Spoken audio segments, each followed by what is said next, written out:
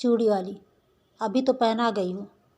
बहू जी, बड़ी अच्छी चूड़ियाँ हैं, सीधे बम्बई से पार्सल मंगाया है। सरकार का हुक्म है, इसलिए नई चूड़ियाँ आते ही चली आती हूँ। तो जाओ, सरकार को ही पहनाओ, मैं नहीं पहनती।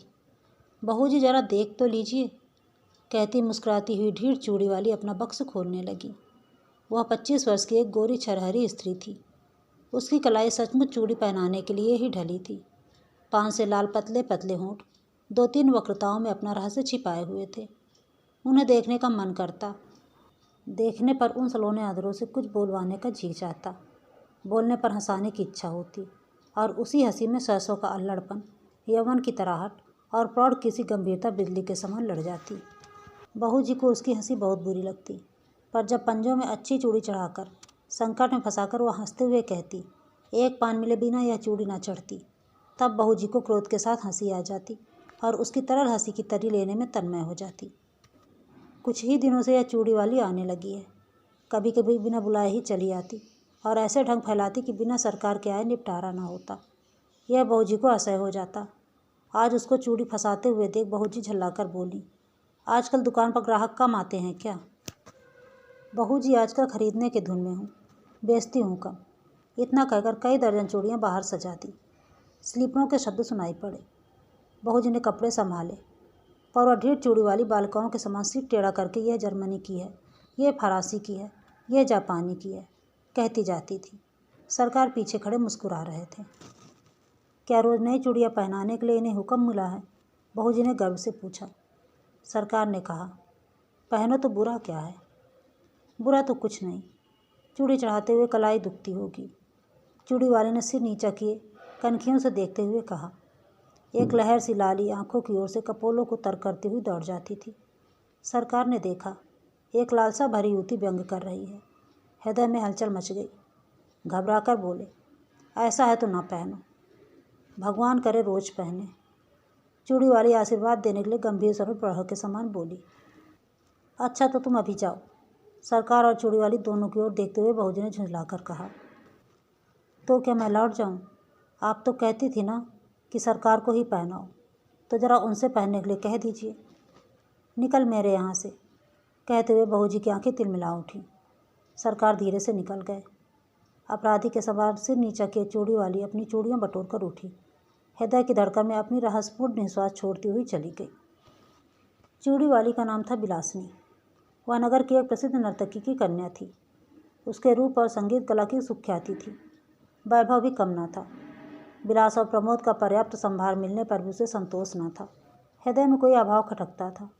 वास्तव में उसकी मनोवृत्ति उसके व्यवसाय के प्रतिकूल थी। कुलवधू बनने की अभिलाषा हृदय में और दाम्पत्य सुख का स्वर्गीय स्वप्न उसकी आंखों में समाया था। स्वच्छंद प्रणय का व्यापार अरुचिकर हो गया, परंतु समाज उसे हिंस पशु के समान संशक था। उससे आशा मिलना असंभव जानकर बिलासनी ने छल के द्वारा वहीं सुख लेना चाहा। यह उसकी सरल आवश्यकता थी, क्योंकि अपने व्यवसाय में उसका प्रेम क्रय करने के लिए बहुत से लोग आते थे, पर बिलासनी अपना हृदय खोलकर किसी से प्रेम न कर सकती थी। उन्हीं दिनों सरकार के रूप, यौवन और चारित्र ने उसे प्रलोभन दिया। नगर के समीप बाबू विजय कृष्ण की अपनी जमींदारी में बड़ी सुंदर अट्टालिका थी। वहीं रहते थे। उनके अनुचर और प्रजा उन्हें सरकार कहकर पुकारती थी। बिलासनी की आंखें विजय कृष्ण में पड़ गईं। अपना चिर संचित मनोरथ पूर्ण करने के लिए वह कुछ दिनों के लिए चूड़ी वाली बन गई थी। सरकार चूड़ी वाली को जानते हुए भी अनजान बने रहे। अमीरी का एक कौतुक था, एक खिलवाड़ समझकर उसके आने जाने में बाधा न देते। बिलासनी के कलापूर्ण सौंदर्य ने जो कुछ प्रभाव उनके मन पर डाला था, उसके लिए उनके सूरजपूर्ण मन में अच्छा बहाना खोज लिया था। वे सोचते, बहू जी का कुलवधू जनोचित सौंदर्य और वैभव की मर्यादा देखकर चूड़ी वाली स्वयं पराजय स्वीकार कर लेगी और अपना निष्फल प्रयत्न छोड़ देगी। तब तक ये एक अच्छा मनोविनोद चल रहा है। चूड़ी वाली अपने कौतूहलपूर्ण कौशल में सफल न हो सकी थी, परंतु बहू जी के दुर्व्यवहार ने प्रतिक्रिया उत्पन्न कर दी और चोट खाकर उसने सरकार को घायल कर दिया। अब सरकार प्रकाश रूप में उसके यहाँ आने जाने लगे। बिलास रजनी का प्रभात भी चूड़ी वाली के उपवन में कटता। कुल मर्यादा, लोकलाज और जमींदारी सब एक ओर, चूड़ी वाली अकेले। दालान में कुर्सियों पर सरकार और चूड़ी वाली बैठकर रात जागरण कर खेत मिटा रहे थे। पास ही अनार का वृक्ष था, उसमें फूल खिले थे। एक बहुत ही छोटी काली चिड़िया उन फूलों में चोंच डालकर मकरंद पान करती और कुछ केसर खाती, फिर हृदय विमोहक कलनाद करती हुई उड़ जाती। सरकार बड़ी देर से कौतुक देख रहे थे। बोले, इसे पकड़कर पालतू बनाया जाए तो कैसा? ये फूल सूंघी है, पिंजरे में जी नहीं सकती। उसे फूलों का प्रदेश ही जिला सकता है, स्वर्ण पिंजर नहीं। उसे खाने के लिए फूलों का केसर का चारा और पीने के लिए मकरंद मदिरा कौन जुटाएगा? पर इसकी सुंदर बोली संगीत कला की चरम सीमा है। बीड़ा में भी कोई कोई मीड़ ऐसी निकलती होगी। इसे अवश्य पकड़ना चाहिए, जिसमें बाधा नहीं, बंधन नहीं, जिसका सौंदर्य स्वच्छंद है। उस असाधारण प्राकृतिक कला का मूल्य क्या बंधन है? कुरुच के द्वारा वह कलंकित भले ही हो जाए, परंतु पुरस्कृत नहीं हो सकती। उसे आप पिंजरे में बंद करके पुरस्कार देंगे या दंड? कहते हुए उसने विजय की एक व्यंग भरी मुस्कान छोड़ी। सरकार की उस वन विहंगम को पकड़ने की लालसा बलवती हो उठी। उन्होंने कहा, जाने भी तो, वह अच्छी कला नहीं जानती। प्रसंग बदल गया। नित्य का साधारण विनोदपूर्ण क्रम चला। चूड़ी वाली अपने अभ्यास के अनुसार समझती थी कि यदि बहू जी की अपार पड़ाई संपत्ति में से कुछ अंश मैं ले भी लेती हूँ तो क्या हानि, परंतु बहू जी को अपने प्रणय के एकाधिपत्य पर पूर्ण विश्वास था। वह निष्क्रिय प्रतिरोध करने लगी। राजयक्ष्मा के भयानक आक्रमण से वो घुलने लगी और सरकार वन विहंगनी विलासिनी को स्वायत्त करने में दत्तचित हुए। रोगी की शुश्रूषा और सेवा में कोई कमी ना थी, परंतु एक बड़े मुकदमे में सरकार का उधर सर्वशांत हुआ, उधर बहू जी चल बसी। चूड़ी वाली ने समझा कि उसकी पूर्ण विजय हुई, पर बात कुछ दूसरी थी। विजय कृष्ण का वह एक विनोद था। जब सब कुछ चला गया तब विनोद लेकर क्या? एक दिन चूड़ी वाले से छुट्टी मांगी। उसने कहा, कमी किस बात की है? मैं तुम्हारी ही हूँ और सब विभव भी तुम्हारा है। विजय कृष्ण ने कहा, मैं वेश्या की दी हुई जीविका से पेट पाले में असमर्थ हूँ। चूड़ी वाली भी लखने लगी। विनय किया, रोई, गिड़गिड़ाई, पर विजय कृष्ण चले गए। वह सोचने लगी कि अपना व्यवसाय और विजय की गृहस्थी बिगाड़कर जो सुख खरीदा था उसका कोई मूल्य नहीं। मैं कुलवधू होने की उपयुक्त नहीं। क्या समाज के पास इसका कोई प्रतिकार नहीं? इतनी तपस्या और इतना स्वार्थ त्याग व्यर्थ है। परंतु विलासिनी यह न जानती थी कि स्त्री और पुरुष संबंधी समस्त अंतिम निर्णय करने में समाज कितना ही उदार क्यों न हो, दोनों पक्षों को सर्वथा संतुष्ट नहीं कर सका और न कर सकने की आशा है। यह रहस्य सृष्टि का उलझा रखने की कुंजी है। विलासिनी ने बहुत सोच समझकर अपनी जीवनचर्या बदल डाली। सरकार से मिली हुई जो संपत्ति थी उसे बेचकर पास ही के एक गांव में खेती करने के लिए भूमि लेकर आदर्श हिंदू गृहस्थ किसी तपस्या करने में अपना बिखरा हुआ मन उसने लगा दिया। उसके कच्चे मकान के पास एक विशाल वटवृक्ष और निर्मल जल का सरोवर था। वहीं बैठकर चूड़ी वाली ने पथिकों की सेवा करने का संकल्प किया। थोड़े ही दिनों में खेती होने लगी और अन्न से उसका घर भरा रहने लगा। भिखारियों को अन्न देकर उन्हें खिला देने में उसे अकथनीय सुख मिलता। धीरे धीरे दिन ढलने लगा। चूड़ी वाली को सहेली बनाने के लिए यौवन का तीसरा पहर कौड़ा और शांति को पकड़ लाया। उस पथ से चलने वाले पथिकों को दूर से किसी कला कुशल कंठ की तान सुनाई पड़ती, अब लो न सहनी, अब न सह्यूं। बटवृक्ष के नीचे एक अनाथ बालक नंदू को चना और गुड़ की दुकान चूड़ी वाली ने करा दी है। जिन पथिकों के पास पैसे ना होते उनका मूल वह स्वयं देकर नंदू की दुकान में घाटा न होने देती और पथिक भी विश्राम किए बिना उस तालाब से ना जाता। कुछ ही दिनों में चूड़ी वाली का तालाब विख्यात हो गया। संध्या हो चली थी। पखेरियों का बसेरे की ओर लौटने का कोलाहल मचा और बटवृक्ष में चहल पहल हो गई। चूड़ी वाली चरनी के पास खड़ी बैलों को देख रही थी।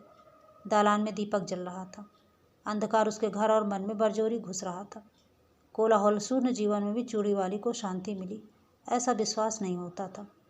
पास ही उसकी पिंडलियों में सिर रगड़ता हुआ कलुआ दुम हिला रहा था। सुखिया उसके लिए घर में से कुछ खाने को ले आई थी, पर कलुआ उधर न देकर अपनी स्वामिनी से स्नेह जता रहा था। चूड़ी वाली ने हंसते हुए कहा, चल तेरा दुलार हो चुका, जा खा ले। चूड़ी वाली ने मन में सोचा, कंगाल मनुष्य स्नेह के लिए क्यों भीख मांगता है? वह स्वयं नहीं करता, नहीं तो पशु पक्षी पेड़ पौधे भी तो स्नेह करने के लिए प्रस्तुत हैं। इतने में नंदू ने आकर कहा, माँ, एक बटोही बहुत थका हुआ अभी आया है, भूख के मारे जैसे शिथिल हो गया है। तूने क्यों नहीं दिया?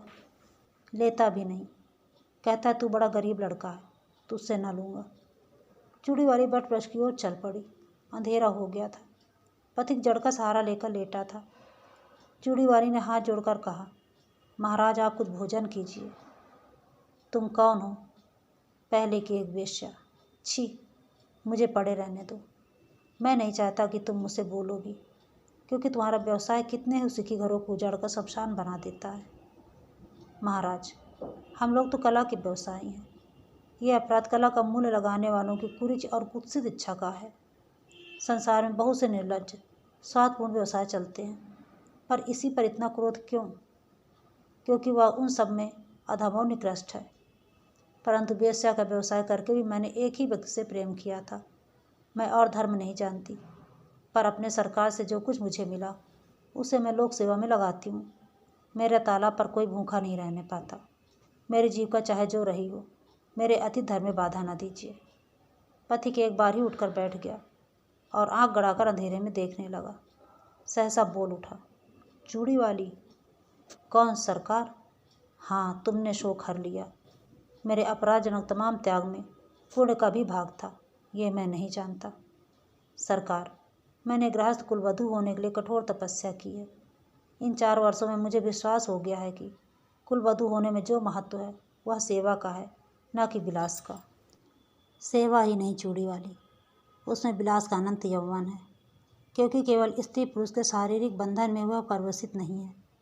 बाह्य बंधनों के विकृत हो जाने तक ही उसकी सीमा नहीं। गृहस्थ जीवन उसके लिए प्रचुर उपकरण प्रस्तुत करता है, इसीलिए वह प्रिय भी है और श्रेय भी है। मुझे विश्वास है कि अब तुम सफल हो जाओगी। मेरी सफलता आपकी कृपा पर है, विश्वास कीजिए। विश्वास है कि अब आप इतने निर्दय ना होंगे। कहते कहते चूड़ी वाली ने सरकार के पैर पकड़ लिए। सरकार ने उसके हाथ पकड़ लिए।